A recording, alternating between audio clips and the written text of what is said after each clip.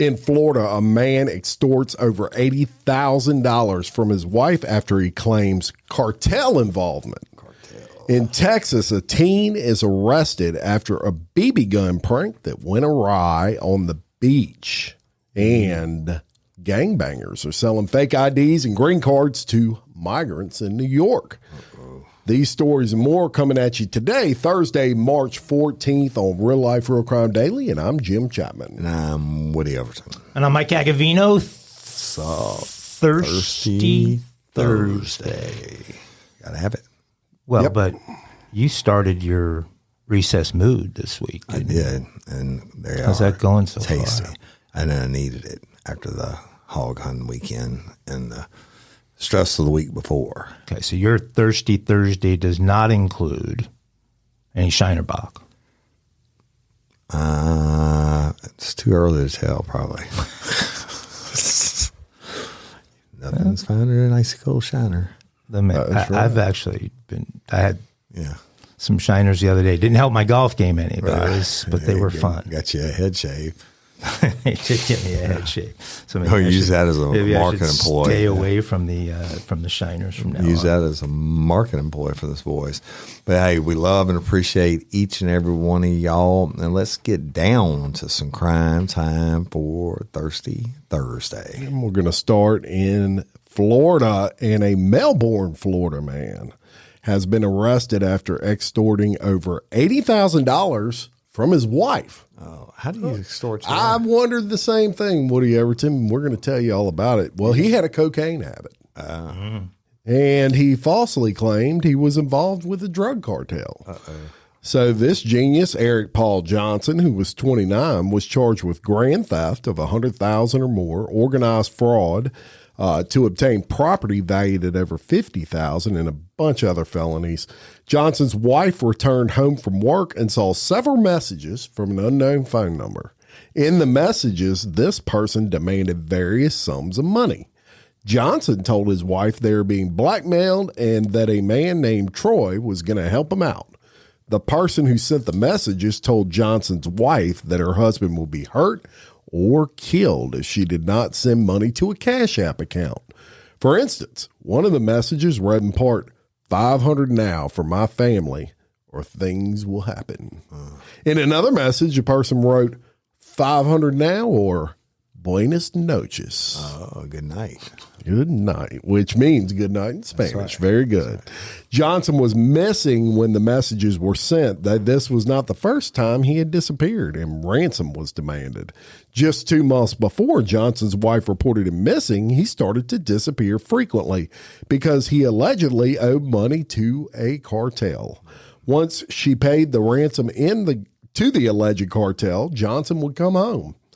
When Johnson disappeared in December, he was in possession of his wife's car. She told police she believed he returned it to the house on the day of the kidnapping, noting that she saw an outfit he was previously wearing in the bedroom.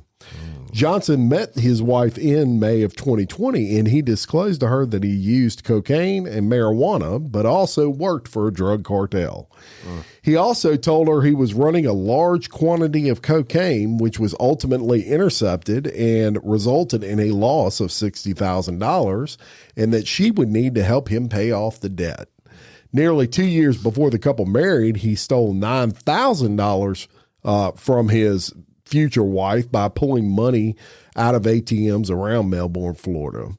And between May of 2020 and December of 2023, Johnson received $18,120 from his wife and a total of $124,000 from her and other sources.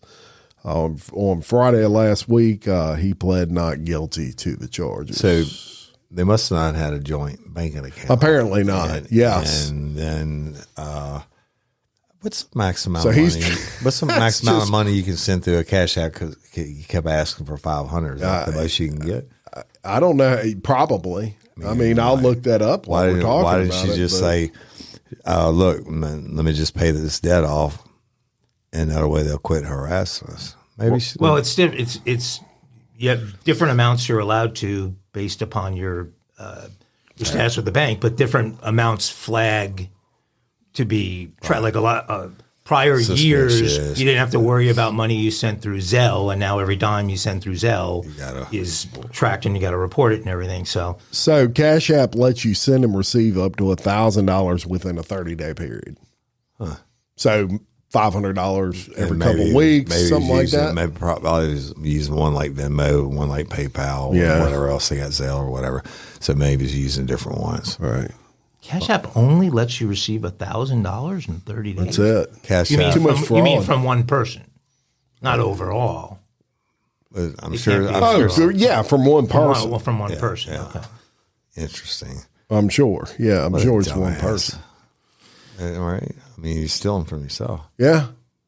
Well, it's just crazy. And then leaving messages, phone messages. Boy, that's delicious. Yeah, Well, they were in a relationship. What's mine is yours, you know? I mean, how that shit works.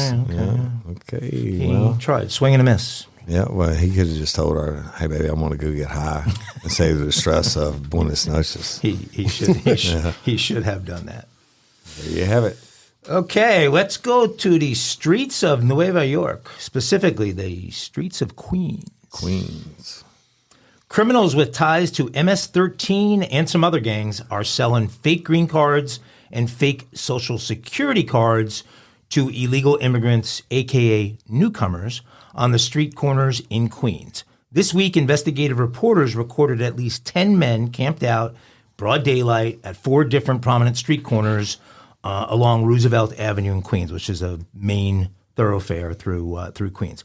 The men were selling phony Social Security cards for $80 a piece. Nice. And bogus green cards for $250 a piece. The forged Social Security numbers can be used to open up a bank account and potentially obtain a real driver's license. The green cards, which are also known as permanent resident cards, give lawful immigrants the right to live and work in the United States, but obviously in the hands of an unlawful immigrant, they would do the same. Many immigrants buy the forgeries to land jobs where employers do not carefully inspect documents. But others could have a much darker intention for getting the cards. Armed with such an ID, a person could load up a truck with bombs and bring it underneath the Holland Tunnel and create something major and disastrous, warned Bruce Folkhart, who is a former special agent in charge of Homeland Security. For someone that wants to commit some kind of terrorist act or is a legitimate national security threat, it's easy to establish this second life within the U.S. with these documents. And so, we're vulnerable to another 9/11 is what Folkhart is saying.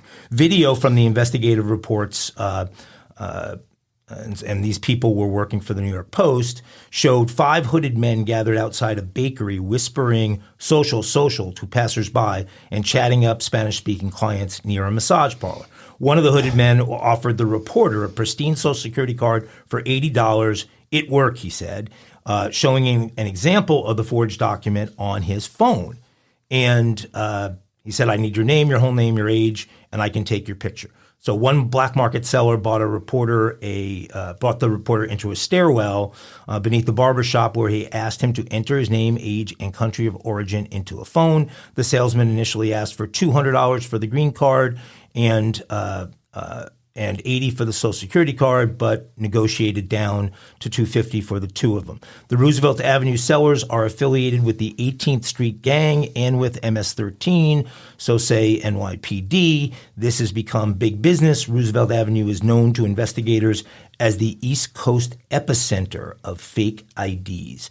Area residents and workers are outraged by the fake ID mills in their midst. The influx of nearly 180,000 can't believe it's that many, into New York City, immigrants into New York City since the spring of 2022 has created a higher demand for the cards. People from other boroughs are coming specifically to this area to get the IDs. Illegal immigrant Diego Ibarra, who is actually the brother of Jose Ibarra, who is the man accused of the murder of nursing student Laken Riley in Georgia, Diego's in federal custody in a case on possession of a fake green card, a fake ID card he used to get the work at the University of Georgia in Athens. And so the brother who had gotten the fake ID this way got the job down in Athens that had his brother follow him there, and he obviously obtained the documentation this same way. So it is scary stuff that is going on along Roosevelt Avenue in Queens. ghosts. Yeah, you can get that shit off the dark net. I guess they just don't have the means to know how to do that. But I sure would like to have Roosevelt Street when I was underage. Yeah. Give me a. Did you have a fake ID? I did. I did as I well. had one that I altered. I got busted with it one time. Did you have to have,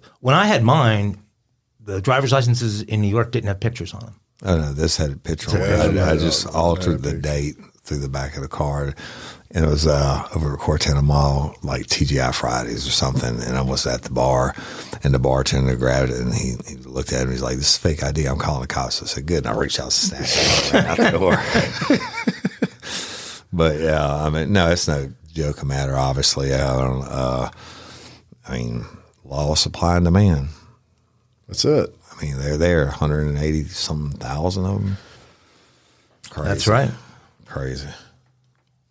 All right. Well, we're going to go to Wisconsin. Oh, that's my. And look, your business ain't the only one to change her name legally in Wisconsin. It must be a thing in Wisconsin with these crazy names. So now they have a Wisconsin name who has legally changed his name to Deez Nuts.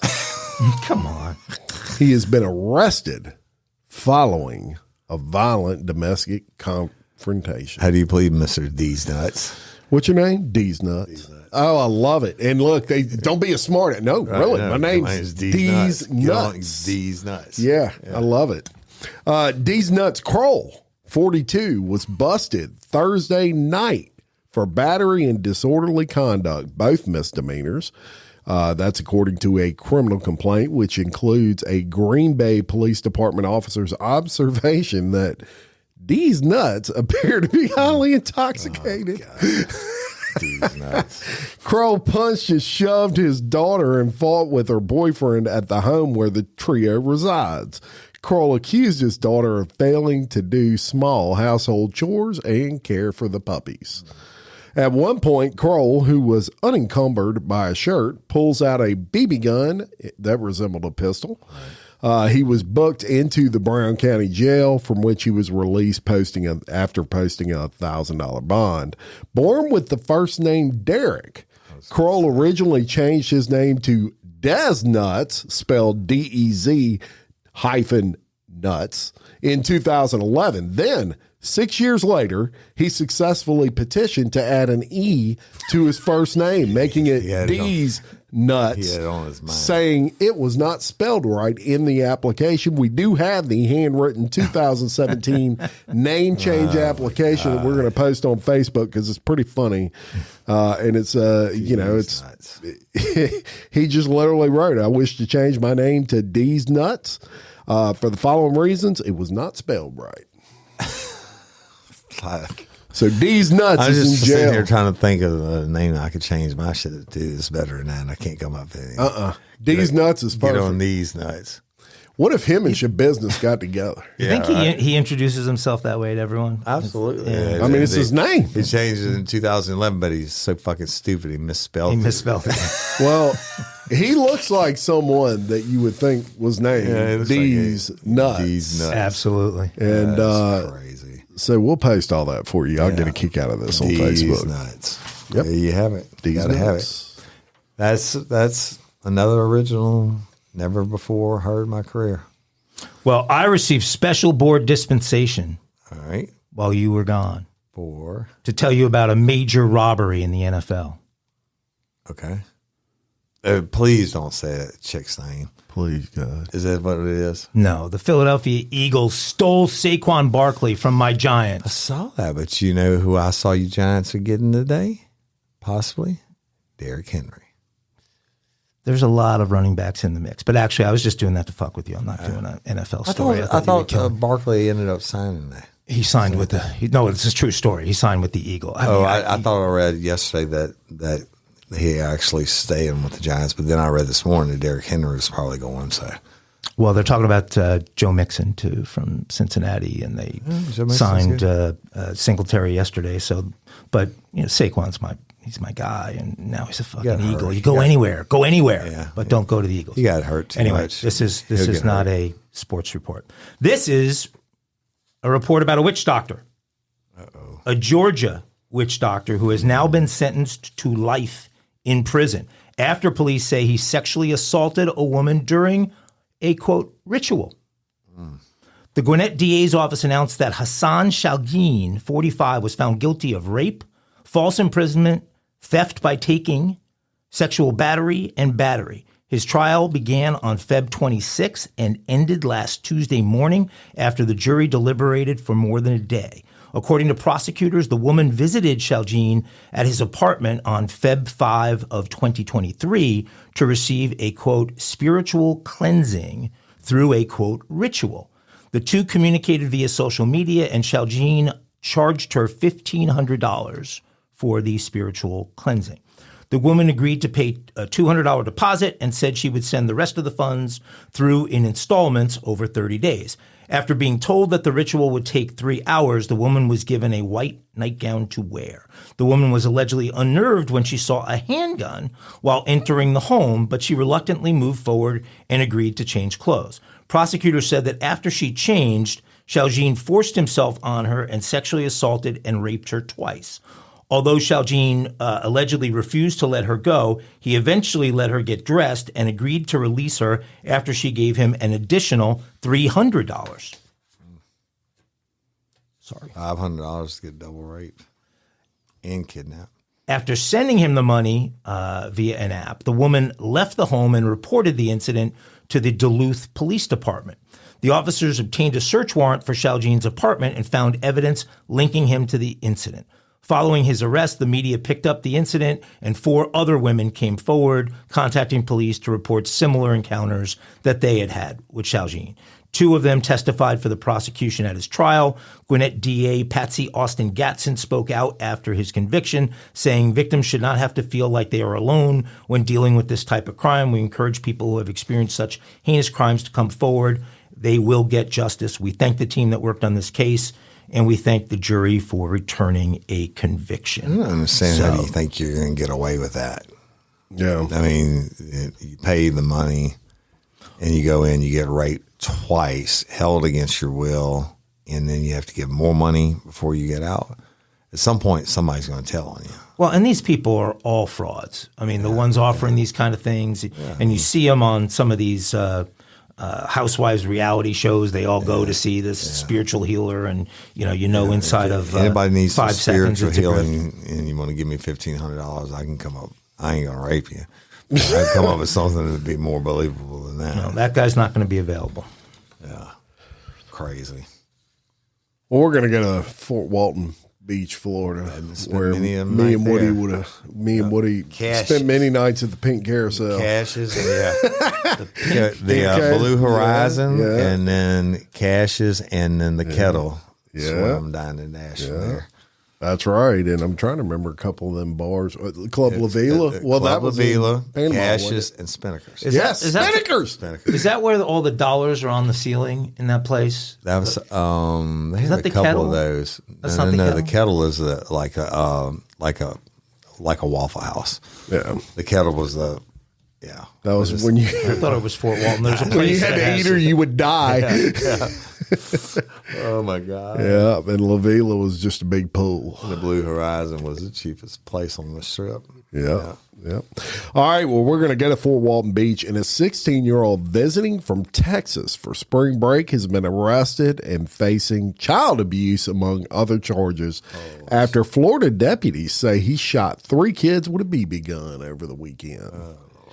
According to the Walton County Sheriff's Office, on the evening of Saturday, March 9th, deputies rushed to the Atago condos in Santa Rosa Beach after receiving a report that someone in a black Audi rolled down the passenger window and fired 20 rounds from a BB gun. Yes, indeed. At a family walking home from dinner. Now, that ain't cool. No. That ain't cool at all. If you shoot me with a BB gun, you're going to get the worst ass whipping you ever got. Oh, my God. Have you ever been shot with a BB gun? Yes, I have. I have as well. And it sucks. Yeah. But it's not going to kill you. You're shot in the ass. But at a family walking on the side of the road? The shooting them, oh, yeah.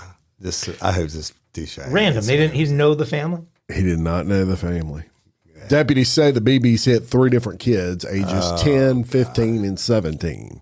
A release from the police department says deputies found the black Audi parked near Seaside School with a Glock 19 CO2 style BB gun laying in the rear passenger floorboard and waited near the car until the 2 people returned. And it's important to mention those CO2 BB guns ain't no joke. That's like a real bullet almost.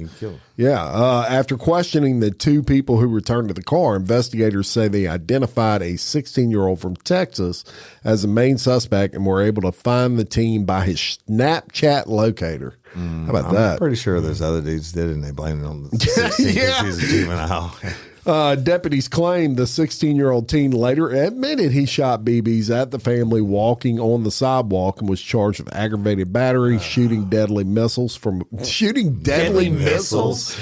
a vehicle, and child abuse. I'm telling you, it must be Dr. Evil they're charging. The 16-year-old was transported. Hey, ladies, are you feeling overwhelmed by hormonal changes? Well, you're definitely not alone. There are more than 1,000 hormone disruptors living in our environment right now. It's in your food, your water, the air you breathe, the clothes you wear, your skincare products. They all mess with your hormones. Then there's the natural hormone changes your body goes through, premenopause, menopause. And while it's a natural process, it doesn't mean you have to suffer through it. The good news is you don't have to suffer through it anymore, because now you have Hormone Harmony, a formula made only with herbal ingredients that are shown to reduce hormonal symptoms in women of all ages. Hormone Harmony is not just a hormone support and supplement. It's become a phenomenon. Women can't stop talking about it on social media. A bottle of Hormone Harmony is sold every 24 seconds. And the biggest benefit? Well, my wife says it makes her feel like her own self again. And that's what women mention over and over in the reviews. And there are over 30,000 reviews for Hormone Harmony. And for a limited time, you can get 15% off your entire first order at happymammoth.com. Just use code RLRC at checkout. That's happymammoth.com and use code RLRC for 15% off today. That's happymammoth.com and use code RLRC. Spark something uncommon this holiday with just the right gift from Uncommon Goods. The busy holiday season is here, and Uncommon Goods makes it less stressful with incredible hand-picked gifts for everyone on your list, all in one spot. Gifts to spark joy, wonder, delight, and that's exactly what I wanted feeling. Hey, y'all, I ordered a super cool piece. It's a candle with a sculpture of LSU's Tiger Stadium on top of it. And each officially licensed laser cut wooden replica features up to 4 layers of detail, creating a bird's eye view of a specific football field, seating section, and more. And every label includes your stadium's name, the team's logo, and school location. And it has a coconut, soy, vegan wax infused with sandalwood smell that creates tailgates and touchdown scent profile, reminiscent of game day. It's invigorating like fresh cut grass and nostalgic like smoke from a pre-game grill, and calming like the crisp autumn air of a new semester on campus. Y'all, I love it. I have it at the base of my TV, and I'm ready to watch the Tigers play on Saturday night, right? Uncommon Goods. Look, when you shop at Uncommon Goods, you're supporting artists and small independent businesses. And many of their handcrafted products are made in small batches. So shop now before they sell out this holiday season. Uncommon Goods looks for products that are high quality, unique, and often handmade or made in the U.S. They have the most meaningful, out of the ordinary gifts anywhere. They even have gifts you can personalize. From holiday hosts and hostess gift to the coolest finds for kids, to hits for everyone from the book lovers to diehard sports fans. Uncommon Goods has something for everyone, not the same old selections you can just find anywhere. And with every purchase you make at Uncommon Goods, they give $1 to a nonprofit partner of your choice. They've donated more than $3 million to date. So to get 15% off your next gift, go to uncommongoods.com/RLRC. That's uncommongoods.com/RLRC for 15% off. Don't miss out on this limited time offer. Uncommon Goods, we're all out of the ordinary. to the Department of Juvenile Justice in Crestview. But how about that? Explain that one to Daddy when you get home. Yes, indeed. I got my first tattoo in Fort Walton also. Did you really? Yep. And but yeah, but I really could have, shot somebody in the eye and killed him or something, right? He just Or the temple? Or I mean, what the hell happened to just shooting stop idiotic. signs? Yeah, just shoot a stop sign. or I used to put up the little cans like empty beer. Well, not empty beer can, empty Coke cans. Right. Might Yeah, have I'm been sure it empty was beer beer cans. cans. Well, and you know if they didn't know him, I can't get in trouble now. you know they didn't just shoot at one random family. They somebody. They were on a else. joyride taking shots at. But who they shot a lot of adults that didn't report it too. You know, the messed up thing, though, is, okay, that was a prank, right? The guy rolls down the window and just starts doing that. What if the guy was packing that he was shooting at, the dad, exactly. and he turns around and That's just freaking exactly lights right. up that whole Lit up car, the whole car, with killed them real all. bullets? Yeah, then there's been some street justice. Yeah. That's crazy. So you got to be careful about those pranks these days. Yeah. I don't know if it's a prank. It's pretty fucking. Yeah. Non-funny prank. I used to throw Chinese stars at my friend, make him run in zigzags. Yeah, there you go. Yeah. Now that's God, fun. I'd only throw him at his feet. Yeah. That's logical fun. We used to throw peg knives. Play peg. Oh, yeah, with the yeah. knives. You ever play that? Chicken with the knives. No, but you take a root to peg. Yeah. That's what it was called. I remember. And you put the peg in the ground, and you threw the knife. You had to put your feet on either side of it. You threw the knife, and if they didn't hit you, you had to get root the peg out with your mouth, something like that. Some good stupid shit. Yeah. You boys in the South, Right? Had had some great fun games. Well, let's go back to Georgia. We've been in Georgia a lot. Yep, a couple times today. 2 Georgia men have been indicted on several federal charges in connection with a home explosion.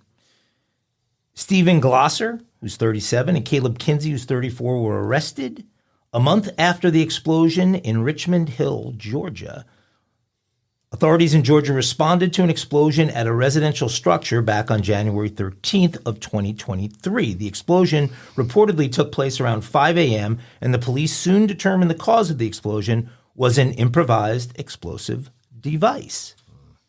The people inside, which was a woman and her child, were able to escape the attack unharmed. According to authorities, the woman and her child, who have not been named by authorities, had just moved into the home the day before the explosion. Literally 24 hours they're there. Bryan County Sheriff Mark Crowe said the woman had a prior relationship with one of the suspects, but he did not clarify which one. Authorities have not specified a possible motive. Glosser was arrested locally, and Kinsey was arrested in Louisiana in February of 23.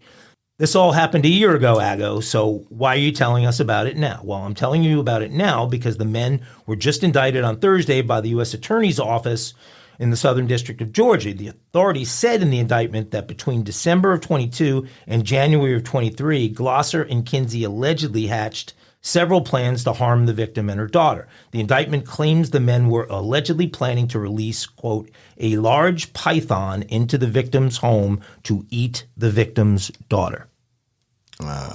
Large python into the home to eat the victim's daughter. Did the daughter have like a tracking device on her that the python was trained for?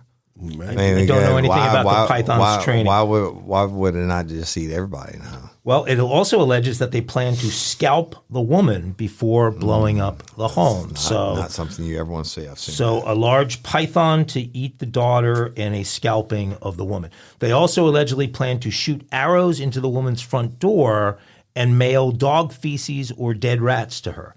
The indictment alleges Glosser searched online to find the woman's address and mapped out a path to her home. The duo allegedly made an explosive device and then, quote, used the destructive device to blow up the victim's home. The men have been charged with stalking, use of an explosive to commit a felony, and conspiracy, among other charges. Kinsey is additionally charged with providing a false statement while purchasing a firearm and possession of a firearm. Nobody got hurt, huh? Nobody got hurt. I don't know about the state of health of the python, or if a python was ever the pythons purchased. Aren't cheap. That's a lot of money. I used to have a ball python. I think you told me that before. Yeah. But how are you going to just release a python? And how's it going to know who to go? And you're blowing up. yeah. I mean, first of all, And then shooting horrible. You're arrows blowing up and the house, smelling dog shit but and everything, but but- scalping the woman and the python. Ooh, I don't ever want to get fucking scalped. I've seen that a couple times. don't know. That is not pretty. I can imagine it ain't. And it doesn't mean it's going to kill you. Right. Scalp means just fucking you up. Well, happy ending. Yeah. No dead python. No dead daughter. No dead mom. Bad guy in jail. One insurance claim on a new house. Yeah. Crazy. No doubt about that.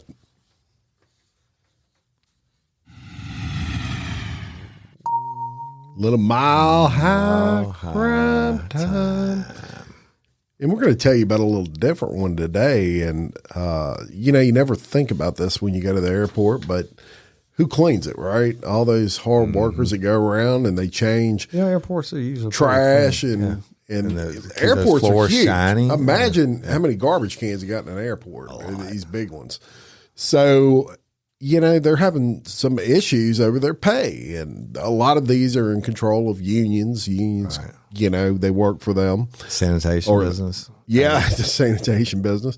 Over a dozen people were arrested at the Minneapolis St. Paul airport on Wednesday due to during the third and final day of an unfair labor practices strike for thousands of Twin City janitors. According to the Services Employee International Union, 15 people were arrested for civil disobedience. Over 4,000 commercial janitors began a 3-day strike at 6 a.m. outside the Ameriprise headquarters in downtown Minneapolis on Monday. And since then, workers have picketed at over 100 buildings across the area. The majority of those janitors average $18 an hour. Avra Lopez, a janitor and the union's vice president, says it's just not enough for her and her 2 children. It's hard to live on $18 an hour because rent is so high, the groceries are so high, and we have a lot of things to pay, and $18 is not enough. The striking janitors will return to work Thursday morning before the union and employers hit the bargaining table on Friday. But I bet that was a dirty airport that day. Here's the deal. You can strike for 3 days, but somebody's still got to take the trash out. Yeah. You're going back on the 4th day, now you got to do 4 days of work for $18 an hour. Do you know what the $18? 4,000 janitors. Do you know what $18 an hour gets you? 2.5 bags of Doritos. Yeah, now. it's nothing. Man. It's If really. you're working 40 hours a week, it's $720. I know, but that you can't. Fuck, you 2 spend more than that kids on and groceries. and yourself, and that's gone. I mean, you just I didn't even know that. you either got to have another income or you got to have a higher paying job, or you got to work more hours. I'm It's sure just- most of them are working multiple jobs. Yeah. Right, it's crazy. 4,000 janitors just in Minneapolis. Yes, I think about a minute. I was there for Monday Night Football. That's right. You were. Pretty. It's a pretty New stadium It's pretty over there. cool. Yeah, that thing was fine. The Viking Stadium's pretty Yeah, it's beautiful. pretty fine. Hey, I heard Kirk Cousins has been transferred to Atlanta. Oh, Yep. Lots of movement there. The whole sports game is just crazy. They're looking at high school for NIL now. Really. NIL in high school. Can you imagine that? They'll be getting lots of No stuff. wonder Nick Saban said, I'm out. kinky crime time. Kinky Crimes for Thirsty. Thirsty Thursday. So y'all, group sex. I'm sure No picture show this time. It doesn't group look sex. The group sex, I guess, if you're into that, that's cool. Except for when it ends with handcuffs. So a dispute over whether a planned threesome would expand to a foursome resulted in a series of arrests Monday at a New York State casino. Right? Police say that a married Massachusetts couple arranged to have a threesome with an upstate New York woman they met at Rivers Casino and Resort in Schenectady. But the manage Schenectady. Schenectady. In Schenectady. But the menage a trois plan came apart when the women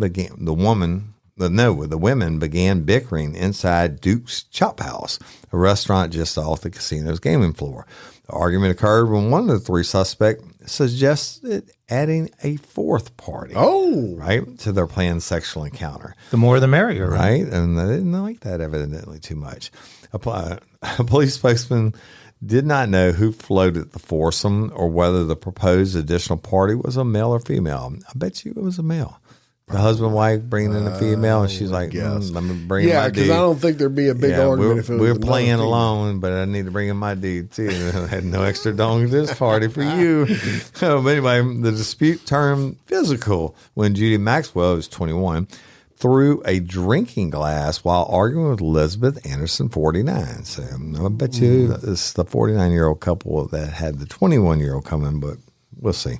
But when cops arrived to break up the fight, Anderson struggled with officers and refused to get up from the floor after being handcuffed. When Anderson was brought to her feet, her husband, Donald Huff, 62, stood in the way of officers as they were attempting to escort his wife out the casino. And they were charged with disorderly conduct, and that's Anderson and Maxwell were. And Anderson and Huff were charged with obstruction of governmental administration. And we have the pictures. Holy shit.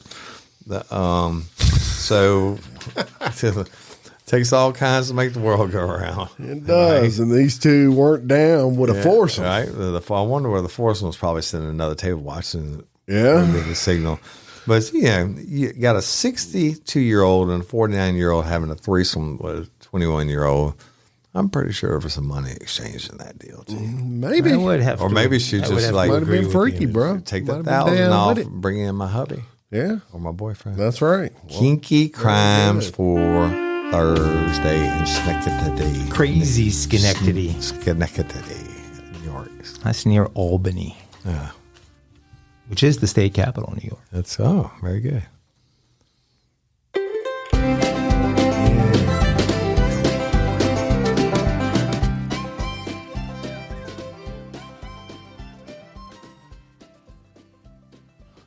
I found us a dumb serial killer. We had one recently. I found us another dumb serial killer. The one you hadn't washed and that was putting bodies in shopping carts? Yeah. There was that guy. But this guy's Scottish. Uh-oh. His name is Dennis Nilsen. He's also known as the Muswell Hill Murderer. He was a necrophile who murdered at least 12 young men between 1978 and 1983 in London. A long time ago. Yes. But Dennis would lure these men with guile into his apartment, and then he would kill them by strangulation or drowning.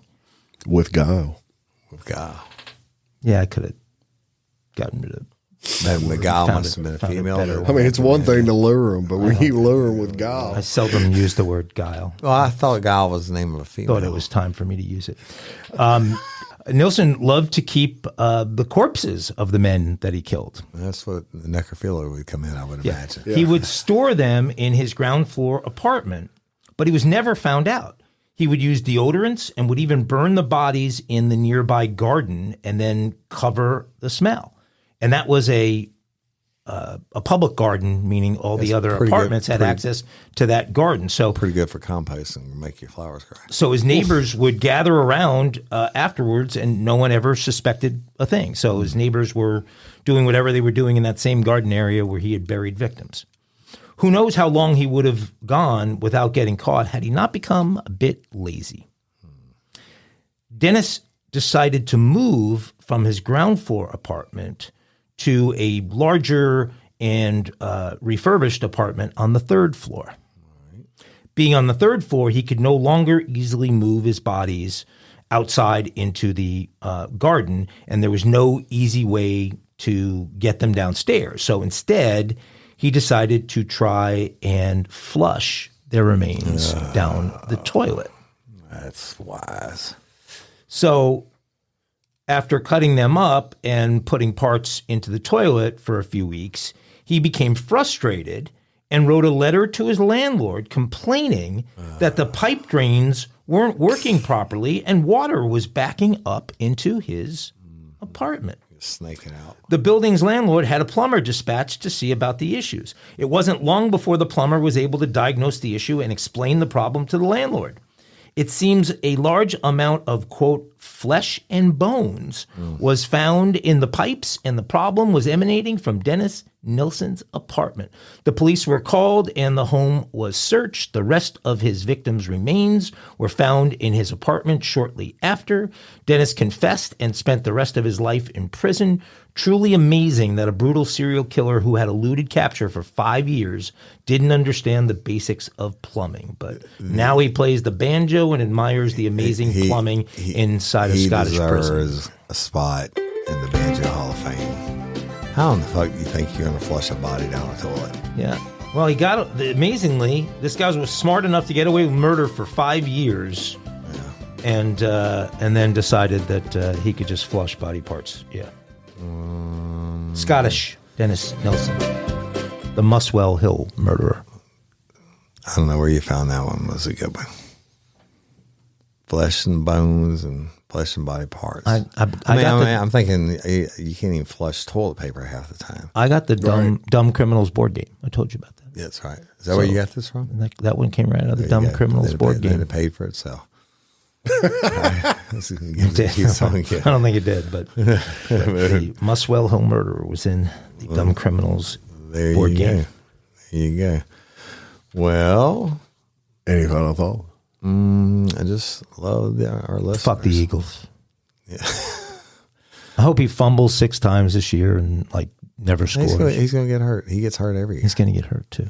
Yeah. I don't wish that he gets hurt, but he's going to get hurt. I don't know. Kelsey's not there. Right. Block for him, right? So look at Woody. I don't know. Throwing offensive lineman names around like they're nothing. Believe it or not, that's only because he follows Taylor Swift and knows that Jason Kelsey's always around his brother. Yeah, that's exactly it. Are you going to her show? She's coming to town. Oh yeah, I'm gonna be there. You'll be there. The pre-show Swifty party in the lot. You're going to be there. I got Swifty parties. I got a private bus with her on it and everything else. I know. And then I woke Miss up. Jerry thought you were going to do this. She said, "Is Woody going?" She was trying to get me to get tickets. She goes, "I know Woody's going." Then I woke up because I was having a nightmare. Yeah. Hey, you know what? I had the night sweats last night like a motherfucker. Really? Yeah, like waking up every 5 minutes. A whole thing. Yeah, maybe so. Maybe we're going through menopause. Well, dudes get that, I think. I don't know. I think it was a lot of alcohol. It could have been because I was drinking. I would say that's probably the more likely culprit. Because I quit drinking alcohol and then started drinking recess, and my body's detoxed from alcohol and all those Wisconsin days. Right. But anyway, that was the real deal. We should send them a case. First time I had that. Yeah. But anyway, I probably great with boar. A little boar and a little recess. So it's not just boars; it's sows too. But anyway, I appreciate each and every one of y'all. Thank you for liking and listening and sharing, and keep doing it, people. We love y'all. Yeah, keep doing it, people. Let's go. Right, let's do it. Get on the stick. Yeah. All right. Until next time, I'm Jim Chapman. And I'm Woody O. Oh, and don't forget, everybody. I don't know how we're pulling this off, but we are a week from being in Broussard today. Being in Broussard. Going to be in Broussard, but you'll hear that show next Friday. So we're going to do the show from Louisiana Funeral Services, and should be interesting to see how long I stay passed out on the floor after I see a body part. I think you're going to be really amazed like I was when I met him. This is not a shame slug. I really was. And Roy's a veteran. Like me, and we were in at the same time and everything else, and Chris was super cool, but the shit that they have is so much more than what we talk about. And when they were telling me and some of the new products stuff, I was like, holy fuck, I wish we'd have had that when I was coming up. I need some of that stuff. What's the stuff they all put under their noses when they go to crime scenes? What is that? That's not vapor. Vaseline. Yeah, it's just Vaseline? Vicks Vapor. No, not Vaseline. Oh, it's like Vicks Vapor. The Vaseline that's smelling. The Vicks Vapor Rub. So they're smelling the Vicks. But I've never, for the record, I've never done that in my entire life. And for the record, I'll have every precaution that you could possibly take. All you have to do is learn how to breathe through your mouth. That's true. Even when I clean all the hogs, the deer, whatever, I just breathe with my mouth. And I need, doesn't matter if they're a gut shot or not. But don't ever slip up and get it in your nose. Yeah, but I'm going to want to know the smell. Wow.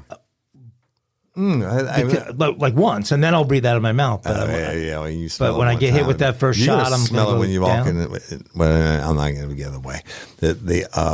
I'm going to say this. I asked Roy. I didn't tell y'all this.